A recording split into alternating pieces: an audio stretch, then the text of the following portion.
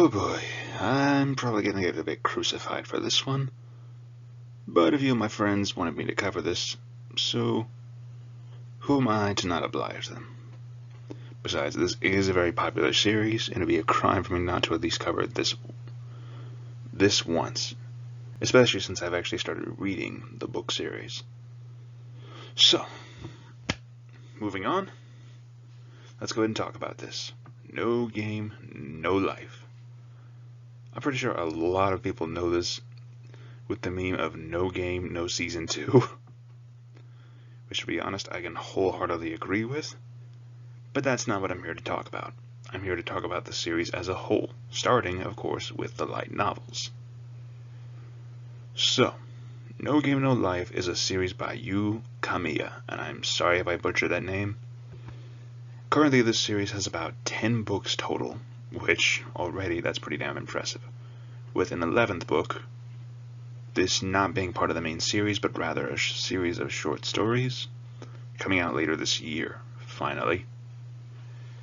So I will be honest here and say that I first started this series with the anime, seeing as how it was widely known, very popular, and was always suggested to anyone who was an anime fan, before I read the books. Needless to say, afterwards I was curious to see how the books were, considering that there might be little to no hope of there ever being a season 2. So I finished up with the first one, and I quickly noticed that it at least covered about 3, maybe 4 episodes of the anime. So that actually left me curious to read more. Along the way I found out that this series not only has 10 books in it, and just the light novels alone, but it also has a 2-issue manga, as well as another manga that is a 6-issue spin-off. Sorry for stumbling like that. That covers one of the side characters of this series. So this one has been going on for years now. So I've just finished book 1 as of right now. I'm very eager to see more of this story as it plays out. But for now, let's talk about the story itself. The story is about 2 shut-in siblings, Sora and Shiro, who are absolute gaming prodigies and geniuses who go by the name Blank. And they are known all across the gaming community for being unbeatable almost. To the one point they get invited to a chess game hosted by the god of another world named Tet. And after beating this god, they actually get transported to another world where all conflicts are resolved through games. And if that premise alone does not interest anyone in this series, then I don't know what does. So all in all, I do like the series, with my one complaint being, lower down on the fan service, will ya? Like, I understand anime has that staple with fan service. That fan service is like one of the most common tropes of anime. But this one needs to dial it down just a bit. That's like my only complaint with the story so far. And generally, it's one that you don't want to take too seriously. You just want to sit back and read and enjoy and watch how these siblings absolutely crush any opponent that they come across. Because you know they're going to win somehow, but it's just how they do it that really gets you interested in knowing how they're going to beat their opponent, even if their opponent is cheating or using powers to cheat.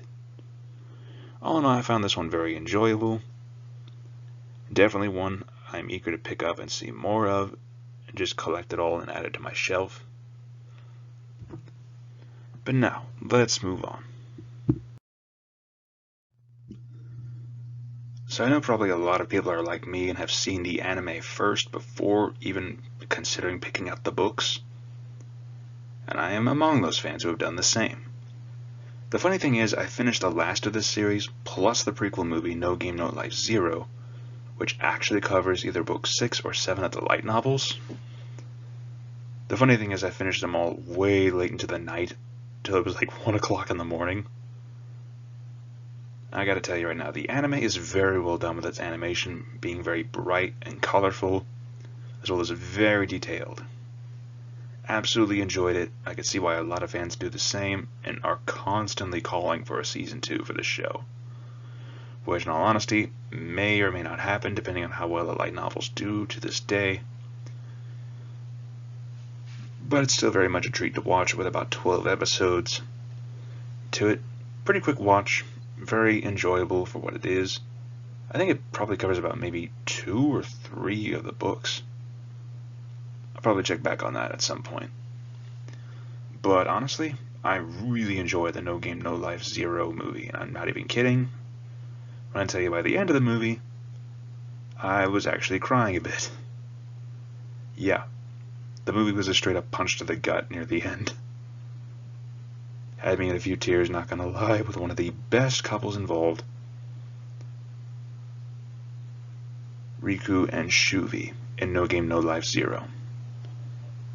And spoiler warning right now, it honestly killed me when I watched these two die. I honestly wanted them to actually have a happier life, and to find out that they just die in the end actually brought me to a couple of tears.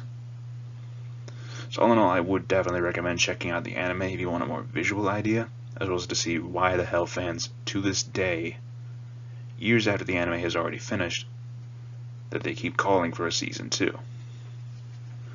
All in all, still enjoyable, really well done in detail and color. But now, let's keep going. So in conclusion, I would definitely give an overall score to No Game No Life as of right now an 8 out of 10. In both good story and really well done art, and animation wise for the anime is also really well done, with my only complaint being the oversaturation of fan service to the show, as well as the series as a whole. That being my only complaint, especially when it comes to a really good story and good art otherwise. Now, to anyone who's also looking for any other isekais to really whet your appetite, I'd honestly would recommend Overlord as one. Really good series, about 3 seasons long with a 4th on the way. Really excited for that. As well as Rising of the Shield Hero. Really well done story-wise, good anime, finished in like maybe a couple days, and I'm eagerly awaiting for season 2 of this series. All in all, this is Rambling Collector signing off. Thank you again for listening, and have a good day.